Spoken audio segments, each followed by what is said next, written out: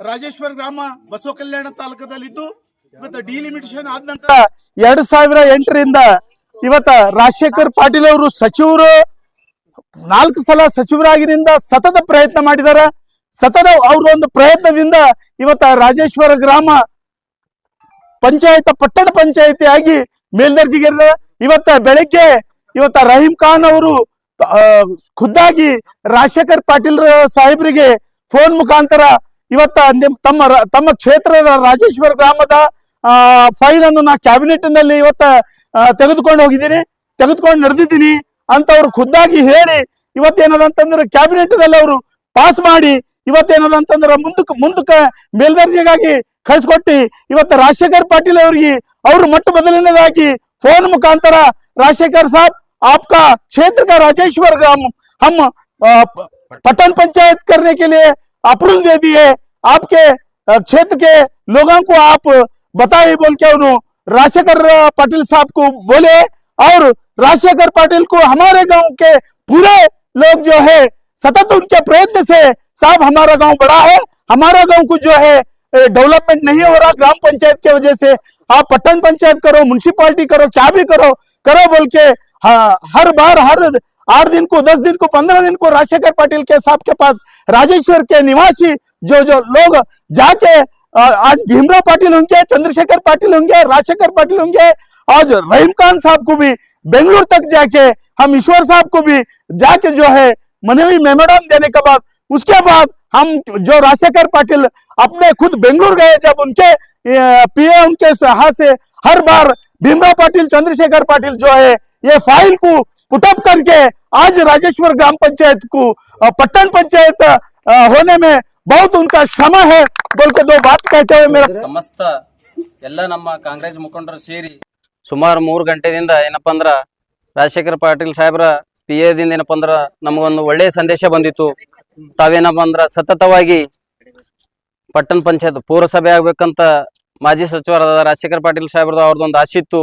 ಅದು ಉದ್ದೇಶ ಏನಪ್ಪಾ ಅಂದ್ರ ಅದು ಏನೇ ಆಗಲಿ ಪಟ್ಟಣ ಪಂಚಾಯತ್ ಆಗಲಿ ಪೌರಸಭೆ ಆಗ್ಲಿ ಅದಕ್ಕೆ ನಾನು ಪ್ರಯತ್ನ ಮಾಡಿ ಏನಪ್ಪಾ ಅಂದ್ರ ರಾಜೇಶ್ವರ ಗ್ರಾಮಕ್ಕೆ ನಾವು ಒಂದು ಮಾಡ್ತೀನಿ ಅಂತ ಅವರು ಏನಪ್ಪಾ ಅಂದ್ರ ಇದು ಕೊಟ್ಟರು. ಅದ್ರ ಕಡೆಯಿಂದ ಇವತ್ತೇನಪ್ಪಾ ಅಂದ್ರ ಒಂದು ಸಂತೋಷ ವಿಷಯ ಇದೆ. ಏನಪ್ಪಾ ಅಂದ್ರ ಪಟ್ಟಣ ಪಂಚಾಯತ್ ಇವತ್ತು ರಾಜೇಶ್ವರ ಗ್ರಾಮ ಪಂಚಾಯತ್ ಹೋಗಿ ಏನಾದ್ರ ಪಟ್ಟಣ ಪಂಚಾಯತ್ ಆಗ್ಯದ. ಅದಕ್ಕೆ ಏನಪ್ಪಾ ಅಂದ್ರ ನಾವು ಸುಮಾರು ನಮ್ಮ ಮಾಜಿ ಅಧ್ಯಕ್ಷರು ಗುರುರಾಜ್ ಮುಲ್ಗೆ ಇರ್ಬೋದು, DSS ಅಧ್ಯಕ್ಷ ಬೌದ್ಧ ಕಮಿಟಿ ಅಧ್ಯಕ್ಷರಾದ ದೊಳಪ್ಪ ಪೋಸ್ತರ್ ಇರ್ಬೋದು, ಸಂತೋಷ್ ಶಿಗೆ ಇರ್ಬೋದು, ಅಜಿಮುದ್ದೀನ್ ಇರ್ಬೋದು, ನಮ್ಮ ನಾಗಣ್ಣ ಗಾಂಗ್ರೆ ಅವ್ರು ಇರ್ಬೋದು, ಮಾಜಿ ನಮ್ಮ ಮಾಣಿಕ್ ಕಟ್ಟಿಮನಿ ಸರ್ ಇರ್ಬೋದು, ಸಾರಿ ಮಾಣಿಕ್ ಗಾಂಗ್ರೆ ಸರ್ ಇರ್ಬೋದು, ಎಲ್ಲಾ ನಮ್ಮ ಕಾಂಗ್ರೆಸ್ ಮುಖಂಡರು ಏನಪ್ಪಾ ಅಂದ್ರ ನಾವು 12 ತಾರೀಕು 3ನೇ ತಿಂಗಳು ಹೋಗಿದ್ದೀವಿ ಸರ್.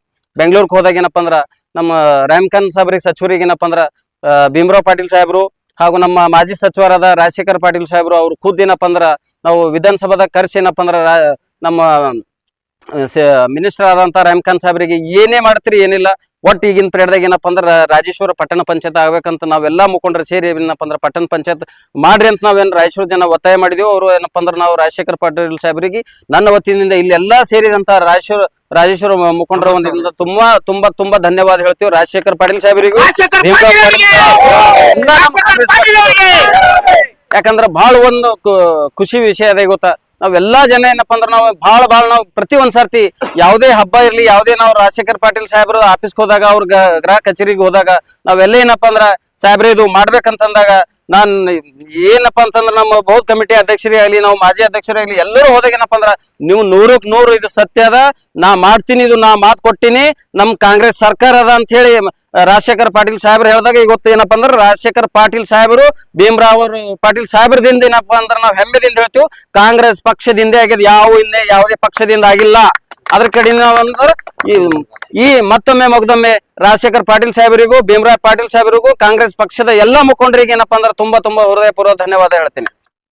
ಇಂದು ನಮ್ಮ ರಾಜೇಶ್ವರ ಗ್ರಾಮ ಪಂಚಾಯತ್ ಅನ್ನ ಪಟ್ಟಣ ಪಂಚಾಯತ್ ಮಾಡಲಿಕ್ಕೆ ಸತತ ಪ್ರಯತ್ನದಿಂದ ನಮ್ಮ ಮಾಜಿ ಸಚಿವರು ರಾಜಶೇಖರ್ ಪಾಟೀಲ್ ಅವರು ಸತತ ಪ್ರಯತ್ನದಿಂದ ಇವತ್ತು ನಮ್ಮ ರಾಯೇಶ್ವರ ಗ್ರಾಮವನ್ನ ಪಟ್ಟಣ ಪಂಚಾಯತವಾಗಿ ಪರಿವರ್ತನೆ ಮಾಡಿ ಆದೇಶ ಹೊರಡಿಸಿದ ಸರ್ಕಾರದಿಂದ ಇವರೆಲ್ಲರಿಗೆ ನಮ್ಮ ರಾಯೇಶ್ವರ ಗ್ರಾಮದ ವತಿಯಿಂದ ಹೃತ್ಪೂರ್ವಕ ಧನ್ಯವಾದಗಳನ್ನು ಅರ್ಪಿಸುತ್ತೇನೆ.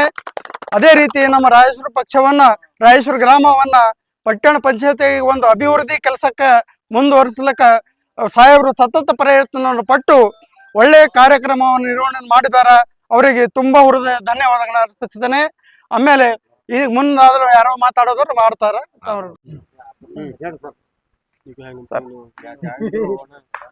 ಮೊಟ್ಟ ಮೊದಲನೇದಾಗಿ ರಾಜೇಶ್ವರ ಗ್ರಾಮ ಪಂಚಾಯತಿಯನ್ನು ಪಟ್ಟಣ ಪಂಚಾಯತಿಯಾಗಿ ಮಾಡಿರ್ತಕ್ಕಂಥ ನಮ್ಮ ನಿಮ್ಮೆಲ್ಲರ ಅಚ್ಚುಮೆಚ್ಚಿನ ನಾಯಕ, ಜನಪ್ರಿಯ, ಸದಾ ಜನರ ಜೊತೆಯಲ್ಲಿದ್ದು, ಇದು ಈಗ ಸರ್ಕಾರದಿಂದ ಘೋಷಣೆ ಈಗಾಗಿರ್ಬೋದು, ಆದ್ರೆ ರಾಜಶೇಖರ್ ಪಾಟೀಲ್ ಅವರು ನಮ್ಮ ಊರಲ್ಲಿ ಒಂದು ಐತಿಹಾಸಿಕ ಹಬ್ಬ, ಹೋಳದ ಹಬ್ಬ ಆಗ್ತದ. ಆ ಹೋಳದ ಹಬ್ಬದಾಗೆ ಬಂದಾಗ ನಾ ರಾಜೇಶ್ವರ ಗ್ರಾಮ ಪಂಚಾಯತಿಯನ್ನು ಪಟ್ಟಣ ಪಂಚಾಯತಿ ಆದ್ರೆ ಪಟ್ಟಣ ಪಂಚಾಯತಿ, ಪುರಸಭೆ ಆದ್ರೆ ಪುರಸಭೆ ಮಾಡ್ತೇನೆ ಅಂತೇಳಿ ಅವಾಗ್ಲೇ ಒಂದು ಘೋಷಣೆ ಮಾಡಿದ್ರು. ಅದರಂತೆ ಇವತ್ತು ಇದು ನಮ್ಮ ಬಸವಣ್ಣನ ನಾಡಿದೆ. ಬಸವಣ್ಣವರು ಯಾವ ರೀತಿಯಲ್ಲಿ ನುಡಿದಂತೆ ನಡೀತಾರ, ಆ ರೀತಿಯಲ್ಲಿ ಯಾರಾದ್ರೂ ನಾಯಕರಿದ್ದಾರ, ನುಡಿದಂತೆ ನಡೆಯುವ ನಾಯಕರು ಯಾರಾದ್ರೂ ಇದ್ದಾರ, ಅವ್ರು ರಾಜಶೇಖರ್ ಪಾಟೀಲ್ ಅವರ.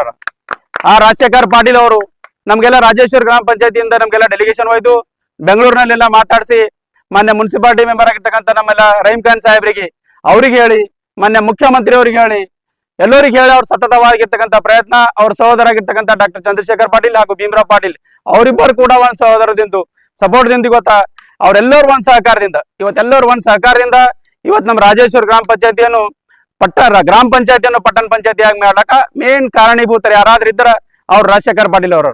ಅದರಂತೆ ಇವತ್ತೆಲ್ಲ ಸಮಸ್ತ ನಮ್ಮ ಗ್ರಾಮಸ್ಥರು ಯಾವಾಗಲೂ ಕೂಡ ಈಗ ಕಾಂಗ್ರೆಸ್ ಈಗ ನಮ್ಮ ಪಕ್ಷದಿಂದ ಇದು ಮತ್ತೊಂದು ಪಕ್ಷ ಅಂತಕ್ಕಂಥದ್ದು ಈಗ ಹುಡ್ತದ ನಮ್ಮ ಊರಲ್ಲಿ. ಯಾಕಂದ್ರೆ ಈ ದಿವಸ ಪಕ್ಷ ಅಂತಕ್ಕಂಥದ್ದು ಇದ್ದಿಲ್ಲ.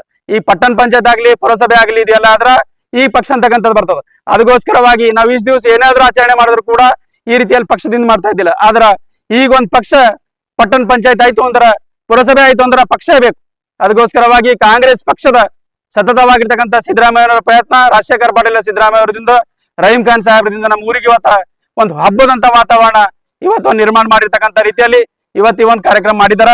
ಅವರಿಗೆ ಸಮಸ್ತ ಗ್ರಾಮಸ್ಥರ ವತಿಯಿಂದ ಇವತ್ತೊಂದು ಧನ್ಯವಾದ ಹೇಳ್ತೇನೆ. ಹುಮ್ನಾಬಾದ್ನಲ್ಲಿ ಇದು ಮೊದಲ ಬಾರಿಗೆ ಹೋಮ್ ಸರ್ವಿಸ್ ನೀಡುವ 24x7 ಕೆಲಸ ನಿರ್ವಹಿಸುವ ಹುಮ್ನಾಬಾದ್ ಡಯಾಗ್ನೋಸ್ಟಿಕ್ ಸೆಂಟರ್ ಪ್ರಾರಂಭ. ಇಲ್ಲಿ ರಕ್ತ ಪರೀಕ್ಷೆ, ಥೈರಾಯ್ಡ್ ಪರೀಕ್ಷೆ, ಶುಗರ್ ಸಂಬಂಧಿತ ಎಲ್ಲಾ ಪರೀಕ್ಷೆ, ಹೃದಯ ಸಂಬಂಧಿ ಪರೀಕ್ಷೆ, ಕ್ಯಾನ್ಸರ್ ಗಡ್ಡೆ ಪರೀಕ್ಷೆ ಅಲ್ಲದೆ ಎಲ್ಲಾ ತರಹದ ಪರೀಕ್ಷೆ ಮಾಡಲಾಗುತ್ತದೆ. ಹಿಂದೆ ಭೇಟಿ ನೀಡಿ, ಪೊಲೀಸ್ ಠಾಣೆ ಎದುರುಗಡೆ, ಪೂರ್ವಿಕಾ ಮೊಬೈಲ್ ಹಿಂದುಗಡೆ, ಹುಮ್ನಾಬಾದ್. ಹೆಚ್ಚಿನ ಮಾಹಿತಿಗಾಗಿ ಸಂಪರ್ಕಿಸಿ 9380510223 ಅಥವಾ 9353168820. ಹುಮ್ನಾಬಾದ್ನ ಶಿವಚಂದ್ರ ಕಾಲೋನಿ ಗುಲ್ಬರ್ಗಾ ರೋಡ್ನಲ್ಲಿರುವ ಕಡಾಳಿ ಆಸ್ಪತ್ರೆಯಲ್ಲಿ ಉತ್ತಮ ಸೇವೆ ನೀಡಲಾಗುತ್ತಿದೆ. ಇಲ್ಲಿ ಗರ್ಭಿಣಿ ಹಾರೈಕೆ, ನಾರ್ಮಲ್ ಮತ್ತು ಸಿಸರಿಯನ್ ಹೆರಿಗೆ, ಗರ್ಭಕೋಶ ಸಂಬಂಧಿತ ಶಸ್ತ್ರಚಿಕಿತ್ಸೆ, ಬಂಜೇತನ ಮತ್ತು ಕ್ಯಾನ್ಸರ್ ಸ್ಕ್ರೀನಿಂಗ್, ಎಲುಬು ಕೀಲು ತಜ್ಞರು, ಆಕ್ಸಿಡೆಂಟ್, ಮೂಳೆ ಮುರಿತ, ಬೆನ್ನು ನೋವು ಸರ್ಜನ್ ತಜ್ಞರು, ಅಪೆಂಡಿಕ್ಸ್, ಅರ್ನಿಯಾ, ಹೈಡ್ರೋಸೆಲ್ ಚಿಕಿತ್ಸೆ ನೀಡಲು ವಿಶೇಷ ವೈದ್ಯರು ಲಭ್ಯ. ಎಂದೇ ಸಂಪರ್ಕಿಸಿ 8123213312.